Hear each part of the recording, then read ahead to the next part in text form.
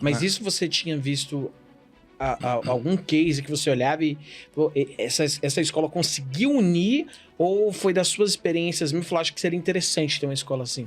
Foi das minhas experiências. Eu cheguei a trabalhar em escolas com crianças muito carentes, que eu dava atividade física num quintal de 1,5 m, tinha um acolhimento, que tinha um carinho, que tinha um cuidado, que tem que ter para aquela criança. Sim.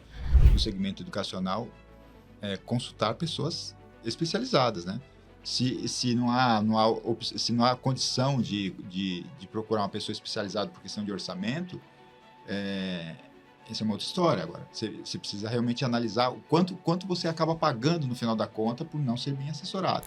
Mas eu gostei muito da forma que você falou. Quando o empresário, o gestor, o mantenedor investe numa contabilidade. Contabilidade nunca foi custo, gente. Exato. Assessoria contábil sempre foi investimento. Nós estamos no Brasil. Uhum.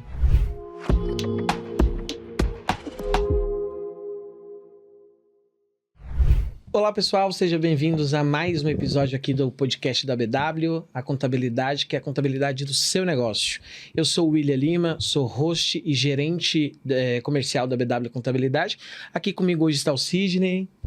Olá pessoal, sou o Sidney da BW Contabilidade, um dos sócios, responsável pelo departamento jurídico. Hoje estamos aqui com um convidado muito especial, Fábio. Fábio Fadel, CEO e fundador da rede Fadelito, uma rede bem conhecida aqui no estado de São Paulo. A gente vai depois falar um pouquinho sobre o negócio, sobre o business. Eu moro na região de Santo Amaro, então ali onde eu ando eu vejo unidades da escola. Então, andando por ali, eu falei, pô, aqui é um case muito bom que a gente tem que trazer aqui para o podcast como referência, né? E como história inspiradora para você que é um mantenedor, para você que é um investidor, um gestor de uma unidade educacional. Então, Fábio, seja muito bem-vindo. Pessoal, tudo bem? Obrigado pela oportunidade. Parabéns à BW, que eu acho que é uma contabilidade de quase 30 anos já, né? Claro. A gente tem um legado ali de 26 e sabemos que, em primeiro lugar, não é fácil. E, em segundo lugar, nada supera a experiência e o tempo.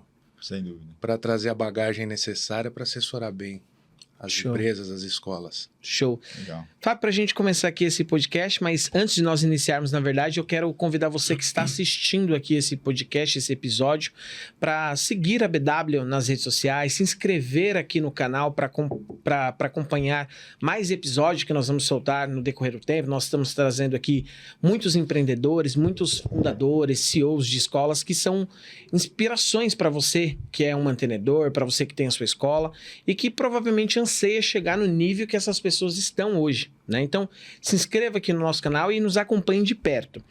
Fábio, me fala um pouco sobre você, sobre sua história, de onde você veio. Eu dei uma pesquisada sobre você, vi que no início você era professor de judô. Eu queria que você falasse um pouquinho sobre a sua história mesmo. Olha, eu comecei a trabalhar em educação infantil com 14, 15 anos. Eu era monitor de escolas de educação infantil. Tá. E eu utilizava a atividade de professor, de monitor, de judô para custear minha carreira de atleta, né? Eu venho de uma família simples, a gente tinha tudo que era necessário, mas não tinha luxo e não dava para custear um esporte em nível profissional, que lá na década de 90 não tinha muito incentivo, principalmente o judô, como tem hoje, grandes patrocinadores. Sim. E engraçado que eu me lembro que o meu primeiro salário eu consegui comprar um Calminex. Então... eu fui trabalhando em educação infantil, fui sendo professor para ajudar a manter minha carreira de atleta. Em 95, eu ganhei uma seletiva para o Campeonato Mundial, entrei para a seleção Júniors. Que legal. Entrei para a equipe olímpica da Olimpíada de Atlanta, fui como um suplente ali. Acabei fazendo a imersão lá de 30 dias, vivi aquela experiência de Olimpíada. Show. Legal. E estava dando aula e comecei a agregar valor e ganhar mais e montar projetos esportivos. Mas, de fato, eu nutri uma paixão pela educação infantil que não sei de onde surgiu, porque minha família não tem nenhuma conexão com isso.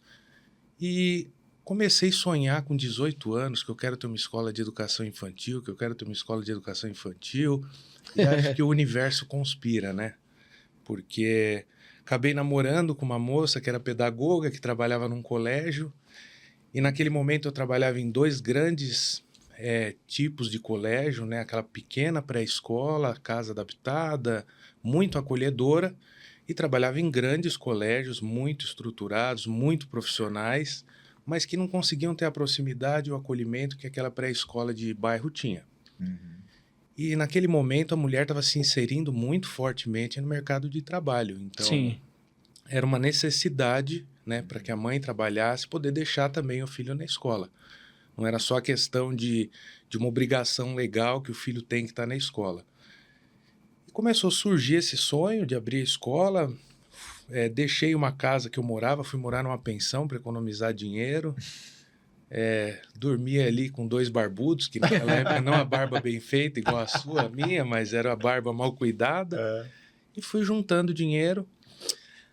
Comecei a tentar alugar um imóvel, trabalhava de dia, rodava de madrugada. Isso em São procurando Paulo? Imóvel, em São Paulo. São Paulo. Mas eu morava numa pensão em Osasco. Tá.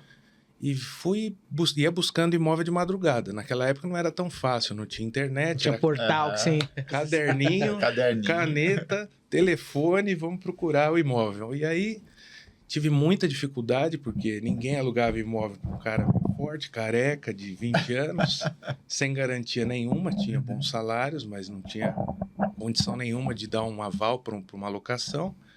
Até que eu achei um senhor na Vila Sônia e aluguei um imóvel que era uma escola de ensino fundamental que tinha fechado. E o meu plano ali já estava bem estruturado. Eu queria ter uma pré-escola com o mesmo acolhimento das pequenas escolinhas, mas um profissionalismo dos grandes colégios. Era um terceiro... saía modelo, daquela né? dicotomia e era um terceiro modelo. Então, eu já consegui alugar um imóvel grande. Mas isso você tinha visto algum case que você olhava e pô, essa escola conseguiu unir ou foi das suas experiências mesmo? Falou, acho que seria interessante ter uma escola assim. Foi das minhas experiências. Eu cheguei a trabalhar em escolas com crianças muito carentes, que eu dava atividade física num quintal de 1,5 metro, mas que tinha um acolhimento, que tinha um carinho, que tinha um cuidado que tem que ter para aquela criança. Sim.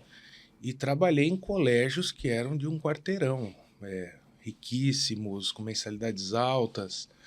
E, não sei, eu entendi que aquela mãe de classe média não encontrava uma conexão ideal em nenhum dos dois modelos. Certo. E aí parti para procurar uma escola já grande, sem ser uma casa adaptada.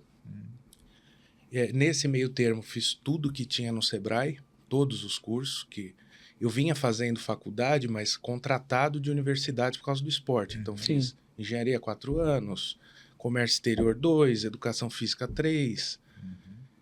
Então, eu fui buscar conhecimento, fiz Sebrae de ponta a ponta, comprava livros de administração, como o TGA do Chiavenato, lia os livros e fui estruturando um plano de negócio com a minha limitação de conhecimento. E aí aluguei e abri.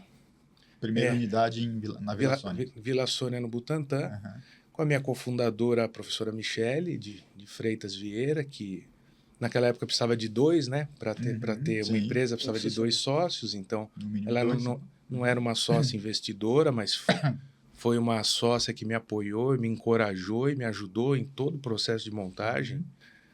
Familiares dela fazendo cortina para a escola. Então, tive muito apoio, tenho muita gratidão por isso. Porque uma coisa é alguém acreditar no seu sonho quando ele está posto. Quando já está acontecendo, né? E uma coisa é acreditar num doido de 20 anos que ia entrar no mercado que só tinha professoras, senhoras, mulheres na época. E ela acreditou, abandonou o emprego, me ajudou. E a gente começou. Sofri muito no começo, não sabia de nada, né? Não entendia muito a dinâmica de caixa, Você não tinha contábil. muita formação administrativa? Não. Certo. Cometi erros engraçados. Vou dar transporte gratuito para os alunos. Fui lá e comprei uma Towner. Depois que eu comprei a Towner, eu descobri que 2 portas não podia fazer transporte escolar. Então, os erros que na época eram trágicos, hoje são engraçados, né? Mas foi indo, e aí... Quando você iniciou a escola não tinha... Você não herdou uma escola já com alunos? Começou do zero? Comecei do zero. Do zero. Já tinha instalação de uma escola fundamental? Na verdade era uma instalação de ensino fundamental, mas que eu tive que fazer toda a obra de montagem. Tá. Aí você inaugurou no início do ano com 0 de alunos. 0 de alunos. E os professores, quem era de início? Era a Michele, aí tem uma irmã minha que era advogada, foi trabalhar de secretária, organizando secretaria. A gente contratou algumas professoras, tinha amigos, né? Mas os amigos são bons, que me deram aquele empurrão, mas todo mundo queria muito desconto. Sim. Então, aí aprendi também que eu tenho que pensar em mercado, não em lugar que eu tenho amigos. Sim. Os Exato, amigos ajudam, mas não sustentam o negócio. Sim. É preciso separar. No meio da obra acabou o dinheiro, eu contratei um pedreiro que chamava João, marca, né? 1998. E, inexperiente, paguei por ele por dia. Depois de 3 meses, eu descobri que ele não era só o João, ele era o João Canabrava. E aí meu dinheiro acabou e eu tive que terminar a obra sozinho. E ali eu pus piso, azulejo, pintei. Você pôs a mão na massa? Várias vezes de madrugada. Eu me lembro de uma cena de eu estar pintando uma sala e o dia clareando. Caramba. E aí eu tinha que tomar banho rapidinho e ir para aula, para a faculdade, e à tarde trabalhar e à noite treinar. Porque uma jornada, hein? E aí passou, eu aprendi, a escola foi andando, a gente teve sucesso depois de 3 anos. Isso tudo você tinha 20 anos. Abri a escola, eu comecei o plano com 20 e abri a escola com 22, 23. Caramba, mas na sua família já, mesmo que não fosse da educação, já existia alguém que empreendia e foi esse estímulo para você que incentivou a empreender desde cedo? Não. Eu acabei saindo de casa para ter independência muito cedo. Não tive nenhuma inspiração na área da educação. Claro, tive minha formação, né, que alguns princípios vêm realmente da família, Sim. mas não nesse ponto de empreender, de abrir escola, nenhuma relação com a educação. Eu acho que as oportunidades, né, quando você se prepara para receber elas acontecem. Eu lembro que um dia eu estava na missão, falava, eu preciso ganhar mais, porque o atleta naquela época ele passa umas humilhações, né, no bom sentido. Vou viajar para Portugal para competir. Não tinha dinheiro, sardinhada. Empresário dando rifa. Você vai competir com um piano nas costas. Sim. Então, eu precisava ganhar mais e estava pensando em ganhar mais. Aí meu professor de judô entrou e falou, ligou um cara aqui de um colégio e esse cara aqui, eles estão precisando de um professor de judô. Na hora tinha 50 meninos, eu gritei, eu. E nesse colégio eu fiquei 8 anos. Sou muito grato também, trabalhei registrado no Albert Sabin, da Cristina, do Godoy. Foi uma experiência maravilhosa, um colégio idôneo, um colégio que valoriza o profissional, um colégio de verdade. Mas num momento que entrou alguém numa sala com 50 pessoas e perguntou quem queria, né? E acabou indo eu. Uma janela de oportunidade se abriu e você agarrou. Isso me trouxe muita bagagem. Sim. Mas eu nunca perdi a essência de que escola é sim um negócio, né? O dono de escola, o mantenedor, tem que ser responsável. Sim. Tem que se juntar com boas pessoas, principalmente na questão tributária, porque o Brasil é um manicômio. Sim. Né? Principalmente na questão tributária. Isso consome o empresário, né? Então, acho que o empresário ele precisa se juntar com boas pessoas, ter uma boa estrutura administrativa e focar no negócio. Sim. Eu nunca perdi a essência de que a escola, eu estou ali pelo meu propósito, pelas crianças, pelas famílias. Eu nunca perdi a sensibilidade de ver uma mãe 7 horas da manhã, que se maquiou, que se trocou, que está indo trabalhar e que está comprometendo boa parte do salário dela para investir no futuro do filho. Então, eu nunca pratiquei margens de lucro extremas, porque eu sempre devolvi isso para os alunos. É lindo ter 30% de lucro líquido, mas você está tirando alguma coisa de dentro da escola. Todo mundo quer, eu acho que a gente tem que ter um limite. Poxa, a escola tem que ter 25, 30 de EBITDA? Correto, é um negócio, tem que ter o payback. Para ser viável aqui tem que dar em 30, 40 meses. Mas eu sempre fui muito responsável com a minha causa. O lucro sempre foi uma consequência, eu nunca tive uma sede por lucro. né? Eu preciso entregar. Eu tenho essa sensibilidade, meu grupo inteiro tem hoje. Eu acho isso incrível. Eu acho isso incrível. Isso explica porque você expande tanto, porque você, legitimamente, você tem missão de educar e não de lucrar. Exato. Essa consciência de entender que tudo que você faz ali tem um impacto real sobre a vida dos pais dos alunos, eu acho genial. Eu tive a oportunidade de empreender alguns negócios ao longo da vida, e um desses negócios é na área de transporte, né? E eu sempre disse para todo mundo que trabalhava conosco ali que eu não queria ser culpado de ir dormir ao final do dia na minha cama sabendo que, por irresponsabilidade da minha prestação de serviço, eu quebrei ou eu impactei negativamente a empresa de uma pessoa que depende essencialmente daquele negócio. Então, sempre foi muito mais do que a questão do dinheiro, sempre foi a questão de propósito mesmo, de missão, de entender, né, de ter essa sensibilidade que o que você faz impacta diretamente do outro lado. Que não é só dinheiro na causa, né? Que isso vai vir como consequência, mas isso não é o foco principal. Né? Sim. E a gente, quem é mantenedor, quem é dono de escola, né? É um negócio com muito propósito envolvido. Né? Sim. O futuro daquela criança está na sua mão. Você tem que entregar o que tem de mais moderno em prática pedagógica, estimular bem aquela criança e cuidar do bem-estar da mãe, que está deixando um bebê na sua mão, para poder trabalhar em paz, para poder se manter no mercado de trabalho, porque além de mulher e mãe, ela também é uma profissional. Sim. Uhum. Então, é uma missão que a gente nunca pode deixar de lado nem esquecer. E aí, com sustentabilidade, com técnica, com balanço bem feito, com números claros, com previsibilidade, porque você mantém a escola saudável, paga todo mundo, honra seus compromissos, paga seus impostos, sem manobra. Uhum. Manobra não tem futuro. Né? Sem dúvida. Eu acredito hoje fortemente que o bom negócio é um negócio que paga tudo corretamente e assim, não com tal ilisão fiscal, né? Uhum. Você tem um planejamento, é diferente de sonegação. Sim. Do que a evasão. Então, eu acredito assim, uma boa empresa, bem assessorada e foco na missão das crianças. Show. A gente não perde isso. E também nas nossas equipes. A escola tem que ser uma empresa, mas ela tem que ter um lado sensível muito forte. A sua educadora está numa sala com 10, 12, 14 crianças de 1 ano e meio.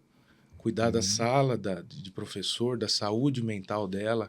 Sim. Né? De todo um ecossistema saudável, entrega benefício para quem está lá dentro, para ele entregar para quem... cuidar de quem cuida, né? Sim. Show, A gente tem muito foco nesse propósito. Show. Você falando que a primeira unidade foi na Vila Sônia e depois disso, qual foi o desenvolvimento? E também, já me antecipando aqui, se você puder falar um pouquinho sobre números da rede e a partir disso a gente entrando como houve essa expansão, né? Porque é surpreendente os números que o Fábio vai dizer aqui sobre a questão de unidades e tal, e a gente entrar nos detalhes de como foi se expandindo o negócio, né? O Fadelito hoje, apesar de não ser uma rede muito grande nos moldes de tudo que tem no mercado de redes... Está sendo modesto, pessoal. Nós somos a maior rede especializada em educação infantil do Brasil. Hoje a gente tem 36 unidades, fechamos o ano com 37. Faturamento previsto da rede na casa de 150 milhões esse ano.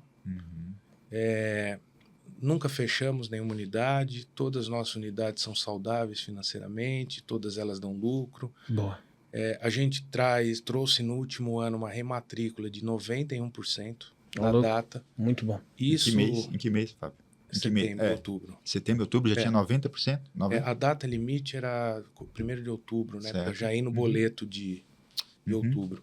A gente conseguiu fechar na rede 91% de rematrícula. É uma grande vitória, porque somos uma rede. Porque concorro com pessoas que têm mantenedor na ponta. Sim. Mas a rematrícula também é uma consequência, né? De um trabalho que vem ganhando corpo durante o ano. Uma resposta do consumidor, né? Eu vejo o mercado hoje, principalmente de educação infantil, não fugindo do tema de números, eu volto nele, mas pode ficar em paz. É um mercado ainda que vive muito de modismo, né? Agora tem isso, tem essa atividade a mais. Vamos fazer o bom básico, muito bem feito. O necessário para educar. Muito bem feito. Muitas vezes as pessoas compram esses modismos no portfólio da escola, mas não sustenta. Sim. Né? Existem boas escolas bilíngues, mas existem muitas escolas bilíngues que não entregam isso. Sim. Disfarçados. Existem escolas que têm lá robótica, inglês, circo, nada bem feito. Faça o básico, faça ele bem feito, supra a expectativa. Então, eu acho que o Fadelito vem tendo sucesso, né, por entregar a verdade. Eu não crio bandeiras que eu não entregue com 1000% de qualidade. Eu não prometo uma aula de mindfulness se eu não tiver um projeto robusto entregando aquilo. Eu não contrato uma educadora se ela não passar por um processo bem sério e saber se ela é vocacionada para a educação infantil. Show. Porque aí já não é mais o hard skill, talvez é o soft skill dela. Ela tem paciência, ela atende criança de 1 ano e meio. Uma educadora de uma sala de 7 anos é uma pessoa completamente diferente de uma educadora para uma sala de 1 ano e meio. Sim. Porque para a família, aonde a escola erra? Nos cuidados.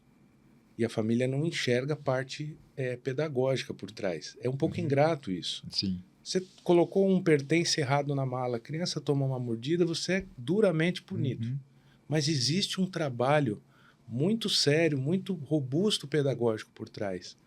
Hoje nós temos um conselho pedagógico com pessoas que, somada à data de experiência, tem mais de 150 anos de experiência em educação infantil.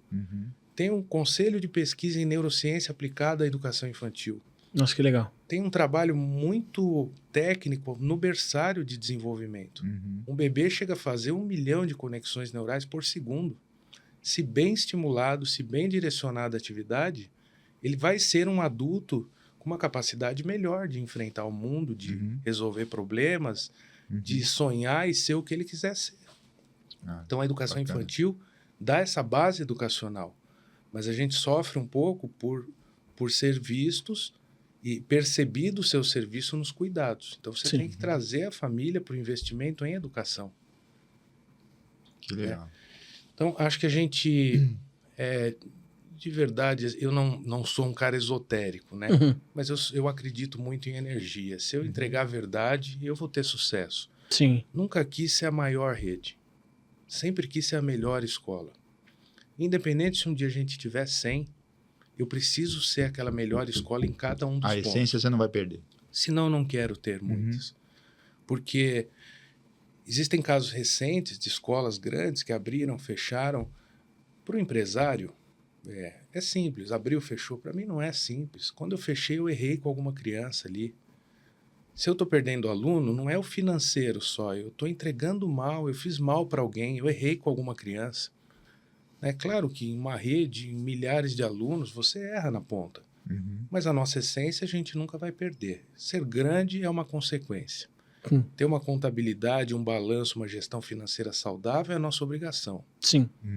Porque eu recebo dos pais e eu tenho que entregar na ponta para as crianças. O que o pai está pagando.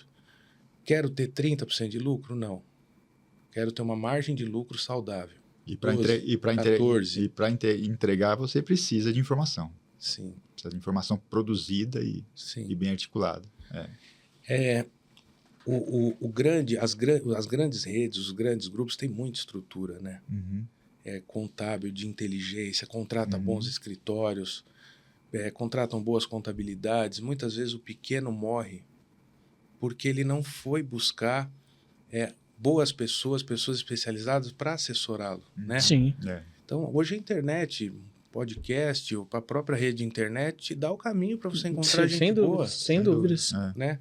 Se você é pedagoga, se você é dona de escolinha, se você é educadora, vai buscar alguém, uma contabilidade para te amparar fortemente, sabe por quê? Se você não fizer isso, você vai quebrar. Sem dúvida. Sim. Você está caminhando para o fim. Hoje com a internet não tem mais desculpas para você dizer, eu não fui mal assessorado porque eu não tive como ir atrás de um bom profissional. Hoje não tem mais essa desculpa. Com o avanço de internet, pós-pandemia, hoje, por exemplo, a BW atende colégios em boa parte do Brasil. Não é só São Paulo, né? Então, há uma necessidade de qualificação, de profissionalização na gestão dessas unidades escolares, que o empresário realmente se vê na necessidade de se cercar de boas pessoas e ele vai atrás, independente de onde estiver, porque é o negócio que está em questão.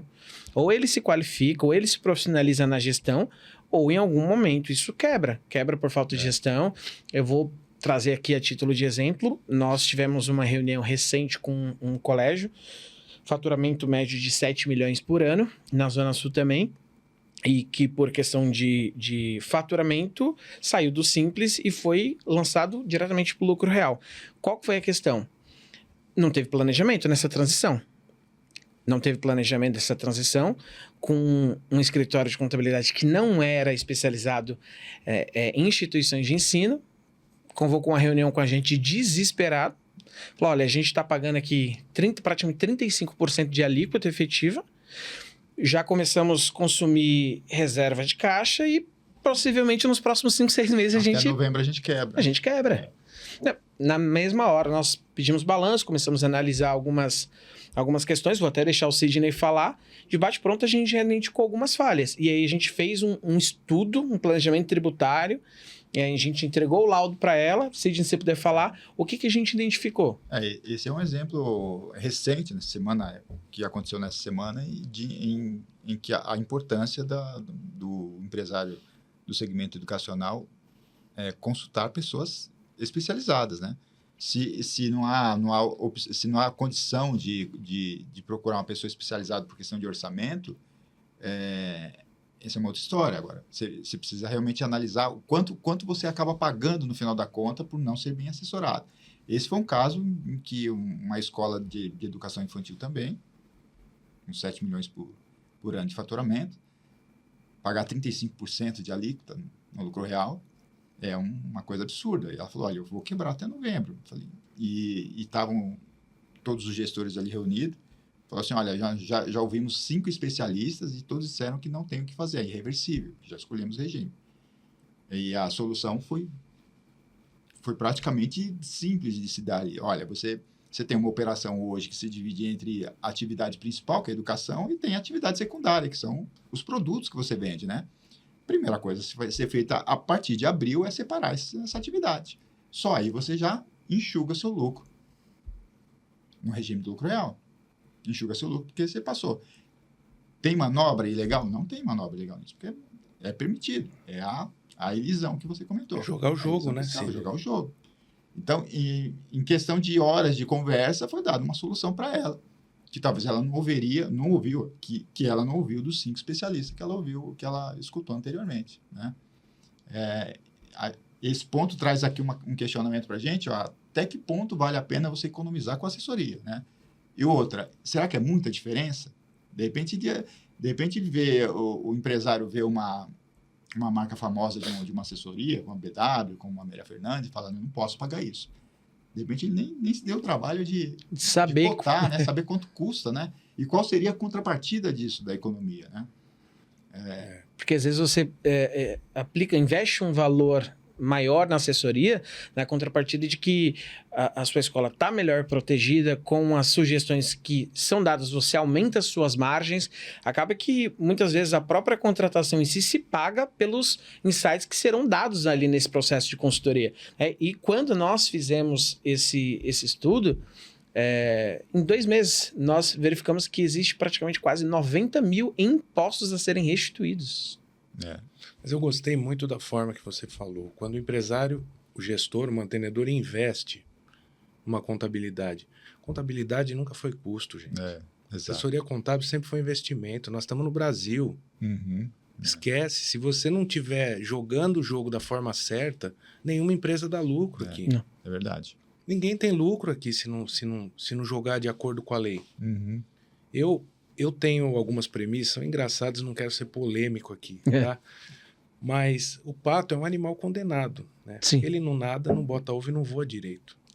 Quando eu vejo um advogado e tenho amigos bons, próximos, eu falo, amigo, escolha uma área do direito. Quando você entra lá no portfólio do advogado, o cara faz civil, penal, trabalhista, putz. Quem faz muito... Faz nada. Faz nada. Não faz nada. Então, eu hoje aprendi errando muito, tá? Aprendi errando muito que eu tenho que encontrar pessoas especializadas na área. Sim. Já fui em escritórios lindos de contabilidade que acabaram com o meu sono, me atrapalharam muito. Então, hoje eu trabalho com gente especializada. Eu vou buscar um profissional, não só em contabilidade, que trabalhou, que entende de escola. Que tem alguma experiência. Não sei. Marketing, é vendas, é gestão, é tudo contabilidade, conectado. Porque o preço que você vai pagar para ele aprender dói no seu bolso. Sim. Né? E ele sentado no escritório atendendo 30 temas diferentes, por mais leal e correto que ele seja e dedicado, ele não vai ter profundidade no tratamento da sua informação. Ele está atendendo tudo. Sim. Porque assim, uma dos grandes desafios de qualquer sócio, de qualquer gestor de um negócio, é manter o espírito da cultura viva, né? Assim, a gente está falando de mais de 30 prédios, mais de 30 unidades.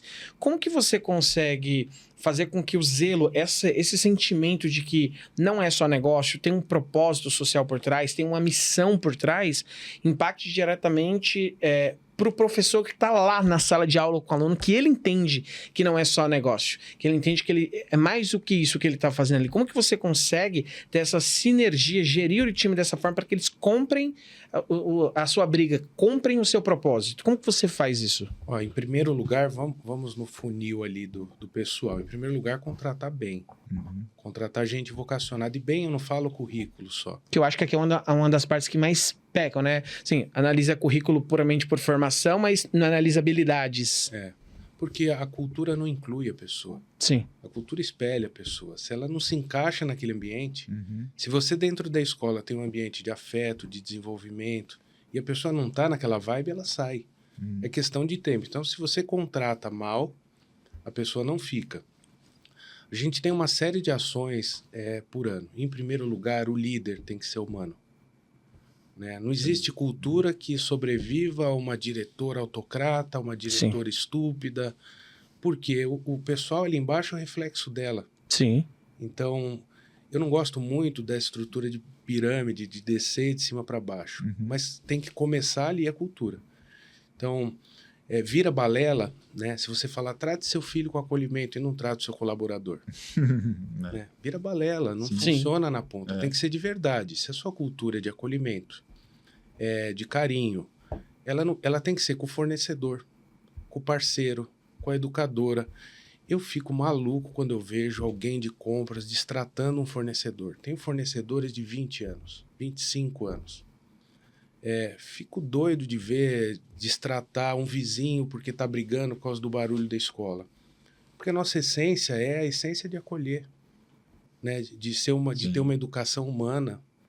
Então, a cultura, ela tem toda uma estrutura de congresso, de treinamento. Eu tenho um RH muito atuante, né? Tem uma menina de RH que é um talento, assim, e a gente tem uma plataforma, uma rede social da escola, e lá os colaboradores entram e fazem treinamento. Então, a gente tem hoje mais de 90 protocolos de segurança básicos para o serviço.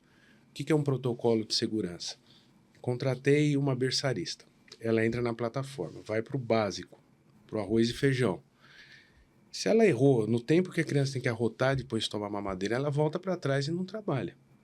Agora, se ela errou numa questão um pouco mais maleável, na grade de horário, ela vai avançando na plataforma. É uma jornada grande, de semanas. Show! Todo dia sai uma pílula de conhecimento, uma dica. É bem robusta a plataforma. Se você... Desenvolvido por vocês ou... Pela gente. Que legal. No final, você fez 500 treinamentos, você tem um score, você troca por prêmio, por Alexia, por ingresso por cinema. Show! Então, quando eu abro a tela, eu sei qual é a minha professora mais engajada de 1 ano e meio. Eu sei qual é a minha diretora mais engajada, eu sei qual é a minha unidade mais engajada. Top. E a vontade de aprender e de estar interessado em temas sobre educação infantil se reflete diretamente no resultado da unidade. Então, a gente tem em tela isso. Você consegue fazer essa correlação. Sim. As unidades que se empenham mais, normalmente é que performam financeiramente também mais. Sim. Olha, em 26 anos eu nunca tive um incidente ou um acidente que legal. Que atrapalhasse nossa reputação. E eu tenho números brutais, assim. Eu sirvo 6.000 refeições por dia. Eu troco 1.500 fraldas por dia. Eu devo dar mais de 1.200 banhos por dia. Ou seja, a sua manipulação com a criança ali é alta. A chance de dar problema é alta, Sim.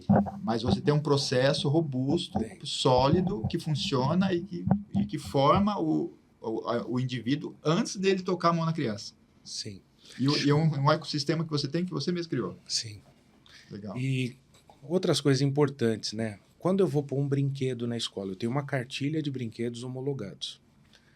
Inventaram, uma diretora queria uma parede de alpinismo. A gente põe, a gente filma, a gente testa, a gente fica naquilo meses. Eu tenho um departamento de arquitetura e segurança, que eu testo brinquedo, testo mobília, testo brincadeiras que podem acontecer no ambiente, e aí depois eu homologo.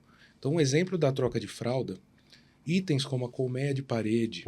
Veja Seu Filho Online, nós implantamos no Brasil. Ficou eu e meu gerente de banco debaixo da mesa numa placa GV500. As mães adoraram e começou. A internet era discada, então a gente tem uma veia de pesquisa, inovação, a gente tem patente de imóveis, a gente tem mobiliário, boa parte do mobiliário próprio. Eu tomo cuidado com o ambiente também, tá? Isso é essencial. Isso é bem importante. Tudo isso vai transpirando cultura, porque o seu colaborador entende a sua preocupação com o detalhe. Quando eu vou guardar uma roupa na mala, eu tenho um protocolo de guardar roupa na mala, né? Quando eu vou guardar uma roupa na mala, a mãe tem que sentir o carinho que eu tenho na hora que ela abrir a mala em casa. Roupa jogada é criança mal cuidada. Sim. Então, a gente tem muitas aplicações que envolvem cultura. E eu vejo lindas mensagens em algumas empresas sobre cultura, mas não é de verdade. O dono cria missão, visão, valores. No dia a dia ele é um cavalo com todo mundo. Não tem missão, visão e valores. O funcionário, o colaborador de educação infantil não é um cara de chão de fábrica. Se você endurecer com ele, ele vai trabalhar mal-humorado com a sua criança. Sim. Verdade. Você quer conversar com ele com respeito, com educação, no final do dia, instrutivo. Liderança coach, não liderança autocrata. E aí você começa a criar uma cultura de bem-estar. E assim, não significa que a gente tem respeito e a gente cuida das pessoas, que a gente é tolerante ao erro. Né? A gente valoriza muito quem quer aprender e quem está lutando para acertar. Mas quando a gente percebe que a pessoa desplugou, a gente também despluga, porque o meu foco é na criança. Sim. Esse processo de profissionalização que foi acontecendo ao longo dos anos na sua gestão, ela se deu por uma questão de realmente de você ir atrás, estudar, tudo mais, ou foram demandas que a partir de uma necessidade foi surgindo a motivação para resolver? Um pai fez uma determinada observação, você falou, gente, acho que a gente precisa fazer a criação de um protocolo para isso, para que se padronize. Ou não, desde o início você já foi e analisou cases de mercado, falou, olha, é interessante, acho que a gente tem que adotar aqui também. Os meus protocolos são vivos, não são pétreos, né? Tá. Todo ano eles mudam. Então, por isso que eu tenho flexibilidade. Mas, primeiro, algum deles surgiram de problemas e outros de uma questão de previsibilidade. Vamos entrar numa reunião e vamos entender o que pode acontecer. Quando você vai num parque, né, e você vê uma criança atrás da outra no escorregador querendo empurrar a criança, você não pode esperar cair. Você tem que criar um processo para aquilo, trocar o seu brinquedo. Então, eu trabalho com escorregadores que tem um telhado no escorregador, que tem a calha funda para a criança não cair para o lado. Não preciso esperar uma criança despencar do escorregador de 1,5 m para eu criar um processo. Então, é o olhar atento em cuidar. Tem um exemplo muito engraçado, né? 1% de erro não é muito. 1% na aviação são 10 desastres todo dia aéreo. Sim. Eu não posso errar, eu trabalho com criança. Eu tenho que ter previsibilidade, eu não posso esperar errar para eu acertar depois. Eu não posso entregar uma metodologia pedagógica errada. Eu tenho que lutar para ter o melhor. Então, a gente senta, estuda, mede, muita ciência. Muita teoria da administração, Taylor, Fayol, muita ciência nisso, porque... E que muitas vezes, infelizmente, um gestor, mantenedor, se preocupa muito com o aspecto pedagógico da coisa e não se atenta muito a essa questão de gestão administrativa, financeira mesmo, de entender que eu preciso ter números, eu preciso ter dados, porque qualquer ação que eu faça gera um impacto extremamente positivo ou extremamente negativo, né? E muitas vezes não não se aprofundam em ter os dados da escola, da gestão, daquilo que ele está fazendo, né? O mantenedor tem esse foco na atuação pedagógica e muitas vezes não faz conta. Cara, eu vejo eu visito escolas para comprar constantemente. Aí a mantenedora fala para mim, eu entendo tudo, eu tô aqui há 40 anos, meus alunos me amam, e eu tenho ex-alunos, e ok, foi um legado, um trabalho bonito. Aí você entra na sala, 18 metros de sala, não dá lucro. 50 metros não fecha a conta. Você vai pôr criança demais, não vai atender bem. E o aluguel, IPTU, tudo em São Paulo é caro ou no Brasil. Sim. Qual que é o tamanho ideal de sala? Nós temos. Qual que é o custo de um berçário? Se uma sala de aula tem de 20 a 25, 27 metros e um berçário tem 80, não é o mesmo custo. Não mesmo. Não posso dar qualquer desconto para o berçário. Sim. Porque aquele ambiente de berçário me ocupa o espaço de 3 salas de aula. O centro de custo é fundamental. E o mantenedor não tem. Certo. Ele não senta com paciência, com assessoria e fala qual o custo da sala. E aí o que mais você vê no mercado, né? Um leilão, e eu acho de verdade que o cliente tem que desconfiar. Se você chegar numa escola, eles te cobrarem 3 mil e você terminar pagando 1.500, alguma coisa foi tirada do seu filho. Sim. Não existe. Não existe. Existe milagre. Hoje, se você seguir o piso salarial do Simples, a legislação do MEC, das DREs, de quantidade de funcionário por aluno, não tem um berçário em São Paulo por menos de R$2.000. A conta não fecha. R$2.500 a conta não fecha. Alguma conta ele não está pagando. Se fizeram para o seu filho um berçário de R$2.500 em São Paulo, ou eles não estão tirando nota, ou não tem o número de pessoas certas pela lei, ou as pessoas não estão registradas. Não segue o mínimo de protocolo. Não tem como entregar. Não é seguro. Sim. Não é seguro. E a lei é dura com a educação infantil, e o número de funcionário por aluno é bem dura. Sim. Até um pouco exagerado em nível mundial, mas é isso que vai matando o empresário, dono de escola, a longo prazo. Chega o pai na ânsia de fazer matrícula, eu faço. Você fez a conta que você está pagando R$500 por mês para aquele aluno estar na sua escola? Mas você sabe que essa é uma questão de cultura, estrutura educacional nossa. O mantenedor não tem a formação, não teve nenhum ponto da vida dele de formação, formação como gestor de administração, de economia, de política, de tributação. Ele não teve. A essência da nossa escola no Brasil é o sonho da professora, que foi professora, que vislumbrou um negócio, que deu um insight nela de empreendedora, ela resolveu abrir um negócio, porque ela entende muito de educação, ela é uma pedagoga, ela é confiante, mas esqueceu a lição de casa em relação ao resto, né, que é a administração, né? E talvez não seja culpa dela, né? Talvez ela só teve aquela formação, né? Às vezes conta com a ajuda do marido, a ajuda do irmão, a ajuda da irmã, né? E aí forma aquele negócio familiar, né? E começa as contas sempre apertadas, sempre no desafio, como é que eu vou pagar o aluguel, como é que eu vou iniciar com os alunos, e o contador fica por último, porque ele é a ponta menos importante, porque ela não tem essa formação. Então, é uma questão realmente estrutural do país, de formar, né, se a gente hoje desse um start na educação e dissesse assim, na educação básica precisa ter formação política, precisa ter formação econômica, precisa ter formação de direito, precisa ter tudo isso, precisa ter o mínimo, né? Esse cara vai chegar nos 18 anos com uma boa noção empreendedora, ele vai, se ele for iniciar uma loucura de um negócio, ele vai já com a preocupação nos 2 eixos, que é o eixo do que ele entrega, mais o eixo burocrático, né? Assim como você deu seus pulos lá no início, talvez você aprendeu muito com os erros, mas você não deixou de lado a coisa importante, que é a parte burocrática, a parte gerencial da coisa. Meu amigo, uma coisa eu vou confessar para vocês. Eu estudo muito pedagogia, ensino, aprendizado, desenvolvimento. Agora esquece contabilidade, cara. Juro que eu tentei muito. Na minha faculdade eu tive contabilidade 1 e 2. Fui fazer cursos, esquece, é impossível. Mas você entende de gestão. Eu entendo o básico da contabilidade. Você consegue ler os dados que a contabilidade te entrega e falar, isso impacta no meu negócio dessa maneira. Analítico. Mas eu nunca vou chegar no nível que vocês que estão atuando nisso têm. Você está 12 horas por dia na... Sim. E a gente nunca vai chegar no seu nível de educador, né? Esquece. É juntar boas peças. Você é bom nisso? Vem aqui, vamos junto. Sim. Você focou nisso? Vamos junto. Sim. Por isso que eu tenho aquele preconceito, e não é errado, tá? E eu fui genérico e existem escritórios de advocacia que têm especialistas em áreas. Sim. Tá? Eu falei de um profissional que faz tudo. É questão de estratégia, mas, assim, a médio e longo prazo é aquela questão.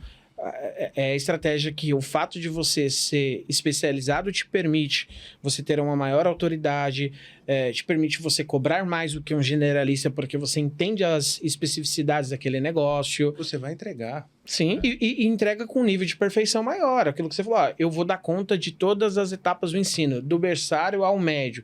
Cara, ou você tem que ter uma baita de uma estrutura para conseguir entregar tudo isso com excelência, ou você vai ter que focar no nicho específico para ter todos esses processos que você tem de segurança, todas as ações que você tem para o cuidado com a criança.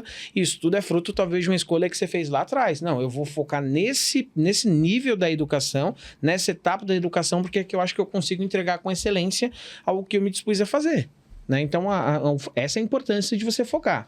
Mas ainda sobre essa questão da gestão e etc., da contabilidade, nós estamos num momento bem significativo de questões tributárias, etc. Nós estamos aqui no momento que antecede a reforma tributária, e isso tem tirado o sono de muitos mantenedores.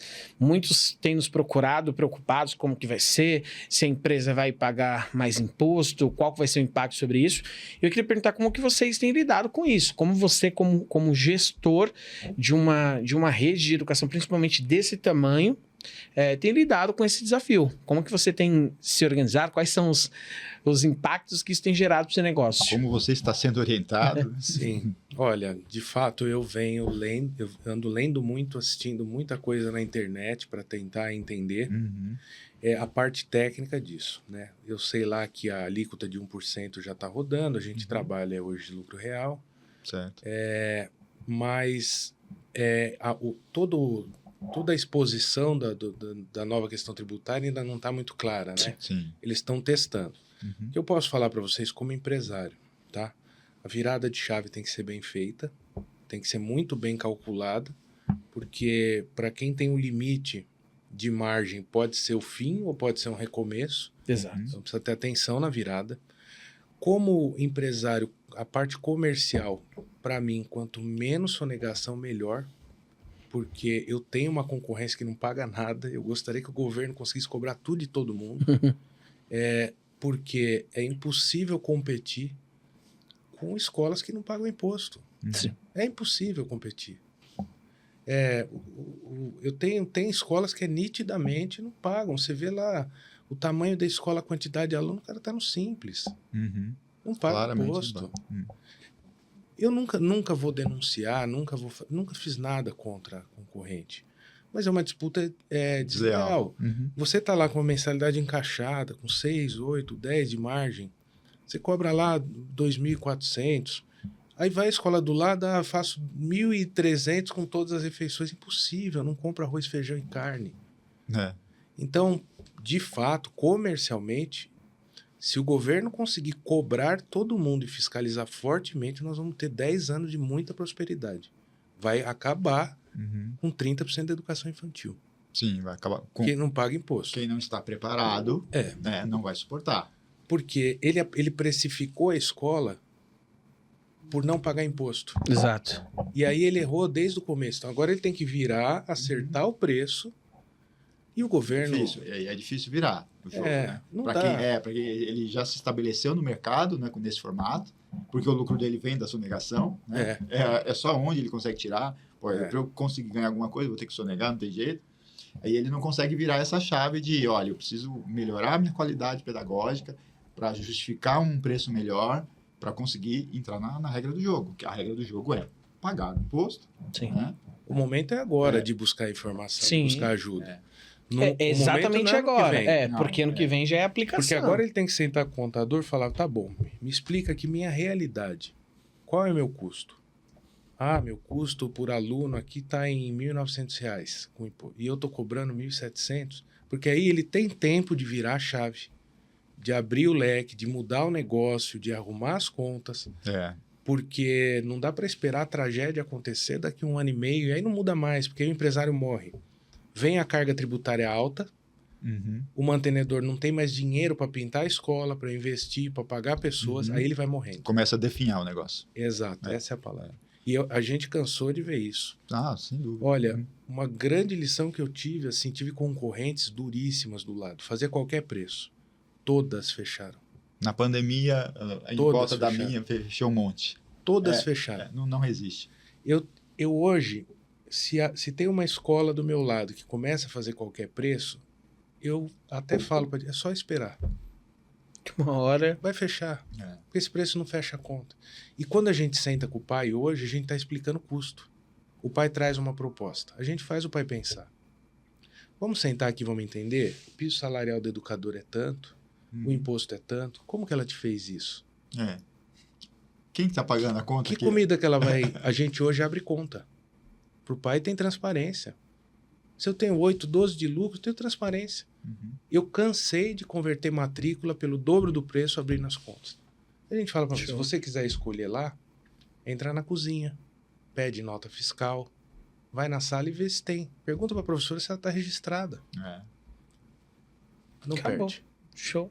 A gente abre conta hoje. Porque então, o que fazem são coisas impossíveis, né? Sim, sim. Show. E quando você mostra essa seriedade, a pessoa com um mínimo de raciocínio fala assim, não, se tem seriedade aqui, tem seriedade no contexto todo. E você está pondo seu filho em risco. Sim. Show. Né? Fábio, uma dúvida, inclusive, para a gente direcionar aqui para o fim desse episódio. Hoje, a Fadelito, a previsão é que termina aí com 37 unidades, você comentou, né? E quais são os planos futuros da rede? Pretende abrir mais unidades em São Paulo? Pretende ir para outros estados? E se em algum momento pretende-se abrir franquias também para quem eventualmente tiver interesse, né? Você pode conhecer um pouco mais sobre a unidade. O Fábio é extremamente acessível. Se você quiser também acioná-lo nas redes sociais, tirar dúvidas sobre o negócio, tenho certeza que vai ser bem recebido. Então, falando de futuro, o que você tem em mente sobre a Fadelito? Sim, hoje a gente tem, eu não uso a palavra franquia, eu tenho escolas, bons parceiros. Tá. Né?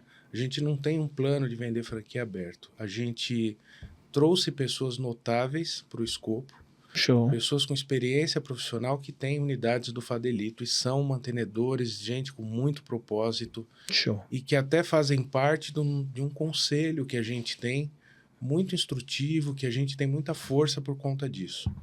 Mas os planos do Fadelito, olha, a gente tem uma essência de mudar a educação infantil do Brasil, né? Show. A gente já mudou a educação infantil do Brasil quando a gente profissionalizou a educação infantil, né?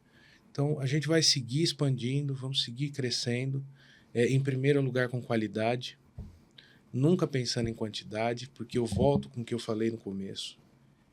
Se eu perder a minha essência na metade, eu volto para trás.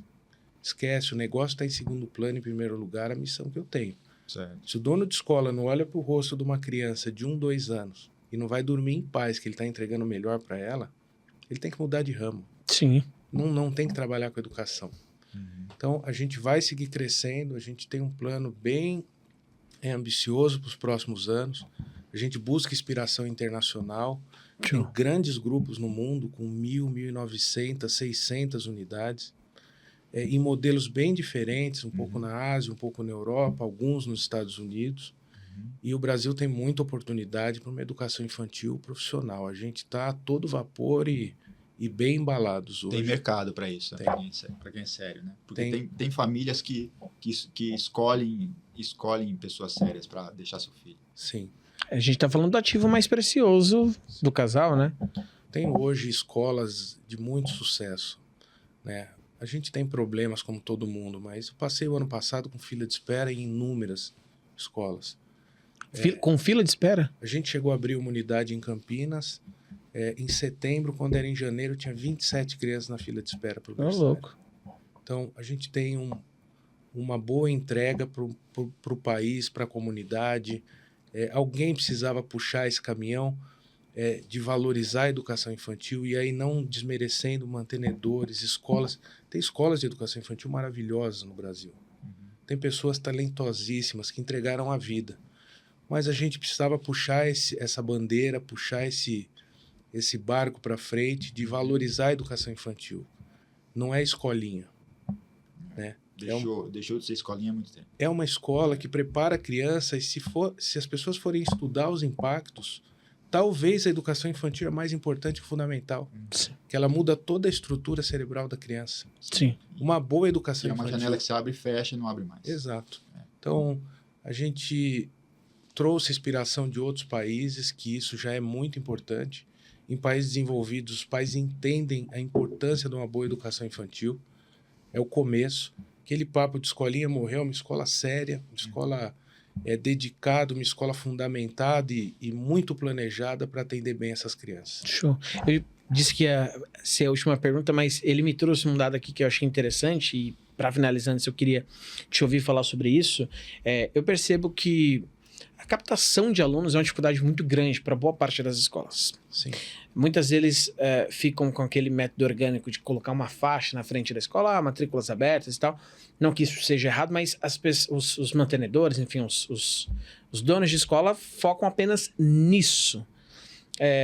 Como que a Fadelito hoje tem esse processo de captação? É algo que acontece de maneira orgânica, que os próprios pais vão indicando? Vocês fazem ações de marketing? Como que isso acontece para vocês? Olha, nós temos ações. Principalmente, qual é o principal canal? Nós temos ações. Eu já anunciei um mês no intervalo do Fantástico. Já fiz Caldeirão do Hulk. Caramba! Já fizemos doação do Teleton. Rádios em São Paulo. A gente tem um braço de divulgação importante. Uhum. Mas eu gosto sempre de historinhas ou de ditados ou de frases, né? Mas, em primeiro lugar, cuide do seu jardim que as borboletas vêm. Uhum. Voltam. Essa busca desenfreada por lead, ela é importante e você tem que ter, né? Claro, com posicionamento de marca bem claro. Sim. Não estourando para todo lado. Então, o marketing faz parte da empresa. Você tem que gastar ali 3%, 5%. Só que nem todo marketing é faixa. Sim. Nem toda divulgação precisa ser externa. Uhum. De repente, a satisfação do seu pai pode te devolver mais indicações. Então, uma escola vive de 3 ambientes, né? Da fachada, dos alunos e dos leads que vêm. Uhum. Então, vem um pouco de lead do mercado que você trabalha, vem um pouco da sua fachada, porque é um negócio regional. Sim. Uhum. Em São Paulo, ninguém anda 6 quilômetros para Sim. deixar o filho na escola. E o seu aluno, que feliz, ele vai te divulgar melhor do que impulsionamento, melhor do que pagamento de Meta e Google para imprimir banner no Instagram, é seu pai postando a sua escola. Entendo. Esse tem credibilidade, esse não tem preço. Sim. Literalmente. Não tem preço de pagamento. Então, a Não. gente luta pela publicação do pai. Perfeito. Pelo Maravilha. retorno do pai. Essa é a nossa principal batalha. Maravilha. Sidney, mais alguma pergunta? Talvez finalizar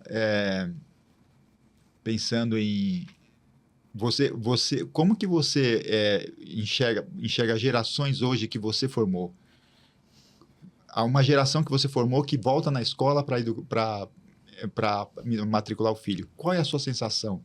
Você acredita que a gente tem funcionários que estudaram na escola hoje? Caramba. Tinha Malu do marketing, tem bastante gente. Tem um menino que se formou em economia na USP, alguns viraram médico, alguns são pais de aluno, outros são professores. É bem gratificante ver eles voltarem. Claro que pesa que você fala, tô ficando velho, né? Você era um menininho.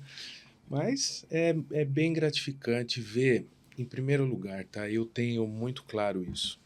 O sucesso não é o dinheiro. O dinheiro pode ser uma consequência. Mas ver que aquele adolescente, que aquela criança que a gente começou a educação dela é uma pessoa feliz hoje, né? Ela é realizada hoje, longe do que aparece no Instagram. Ele é feliz. Uhum. Eu tenho um aluno, um ex-aluno da escola que tem um filho numa unidade. Você vê bonitinho ver ele com a esposa, já está no 2º filho. E você fez parte dessa passagem de geração, né? Eu gosto muito do sucesso como algo muito pessoal, não que aparece ali. Sucesso não é coisa Isso te motiva, é isso que te motiva. Muito. Eu consigo olhar com uma sensação de missão cumprida. Que legal. Eu tenho essa consciência, essa noção de consciência muito forte. Se eu entrar numa unidade nossa, eu sentir que eu não estou entregando o melhor, isso me machuca. Incomoda. né? Eu tenho muita sensibilidade de ver um pai na porta. E a vida não é fácil para ninguém. O meu pai está trabalhando o dia inteiro, está dando duro, está enfrentando dificuldade na empresa, está abrindo mão de ter um carro melhor para pagar a escola para o filho. Eu tenho muita responsabilidade sobre isso. E quem trabalha comigo tem também. Maravilha, perfeito. Bom, pessoal, é isso. Eu espero que vocês tenham gostado desse episódio. Eu peço que se inscrevam aqui no nosso canal, nos sigam em todas as redes sociais. Vou pedir também, caso o Fábio queira deixar as redes sociais dele para você entrar em contato, seguir, estar por dentro do que acontece na Fadelito. Fábio, você quiser deixar suas redes sociais. Pessoal, meu nome é Fábio Fadel, eu sou um pouco desligado, eu não sei aqueles links de Instagram, eu uso muito pouco, tá? Mas no LinkedIn podem me procurar ali, Fábio Fadel, que vocês vão me achar. Perfeito. Maravilha, pessoal. É isso. Continue nos acompanhando por aqui. Nós vamos trazer muitas pessoas que vai contribuir com o crescimento do seu negócio. Continue acompanhando aqui a BW, que eu tenho certeza que isso só vai agregar no seu negócio. Então, espero encontrar no próximo episódio. Valeu, obrigado.